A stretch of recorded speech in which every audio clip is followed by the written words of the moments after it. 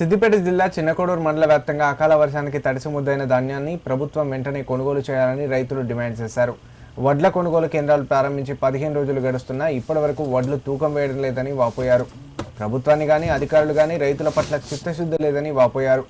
మొలకెత్తిన వడ్లను చూస్తూ ఉంటే గుండె బరువెక్కుతుందని, ఇప్పటికైనా ప్రభుత్వం జోక్యం చేసుకుని తడిసిన ధాన్యాన్ని కొనుగోలు చేయాలని రైతులు డిమాండ్ చేస్తున్నారు. రాజు మేము వారం రోజులుగా వరి కోతలు కోసినాము. కోస్తే ఇక భారీ వర్షాలకు మొత్తం ఇక్కడ కళ్ళంలో వస్తే మొలకలు వస్తున్నాయి.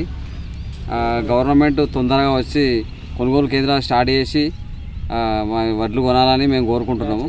మ్యాచర్ కూడా కొంచెం 2 పాయింట్లు 3 పాయింట్లు అట్లా ఎక్కువ పెంచి తీసుకుంటే రైతులకు కొంచెం బెనిఫిట్ చేసిన వాళ్ళు అవుతారు అధికారులు. దాన్ని ప్రభుత్వం చర్యలు తీసుకొని కొనాలని మేము కోరుకుంటున్నాం. వారం రోజుల వడ్లు వచ్చి మా వర్షాలు పడుతున్నాయి. ఎవరు కొనుగోలు చూసి కొనుక్కోవాలి. జర మాకు బాగా ఇబ్బందులు అవుతున్నాయి. ఇక్కడ కళ్ళముల మొలకలు వస్తున్నాయి. అంతా కింద పదన భూమి రోజు వాన కొడుతుంది. రోజు వర్షానికి మేము బాధపడుతున్నాం.